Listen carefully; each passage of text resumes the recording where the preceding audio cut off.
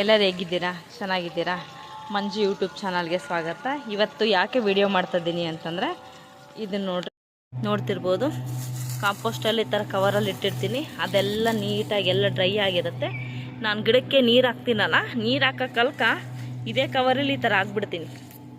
ಹಾಕಿದ್ರಲ್ಲಿ ಅದರಲ್ಲಿರೋಂಥ ಪೋಷಕಾಂಶ ಎಲ್ಲ ಗಿಡಕ್ಕೆ ಸೇರಿ ಚೆನ್ನಾಗತ್ತೆ. ಇನ್ನು ಸ್ವಲ್ಪ ದಿನ ಎಲ್ಲ ಆದಮೇಲೆ ಏನಿಲ್ಲ, ಇದನ್ನು ಸ್ವಲ್ಪ ಮಣ್ಣು ಈ ಥರ ಸರಿಸಿ, ಎಲ್ಲ ಡ್ರೈ ಆಗಿರುತ್ತಲ್ಲ ಕಾಂಪೋಸ್ಟು,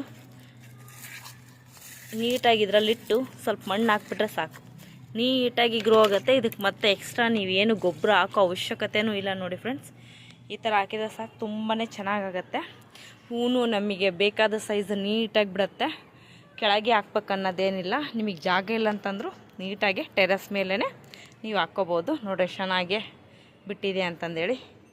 ಇನ್ನೊಂದು ತೋರಿಸ್ತೀನಿ ನಿಮಗೆ. ಇದೊಂದು ನೋಡ್ರಿ, ರೈನ್ ಲಿಲ್ಲಿ ಎಷ್ಟು ಚೆನ್ನಾಗಿ ಬಿಟ್ಟಿದೆ.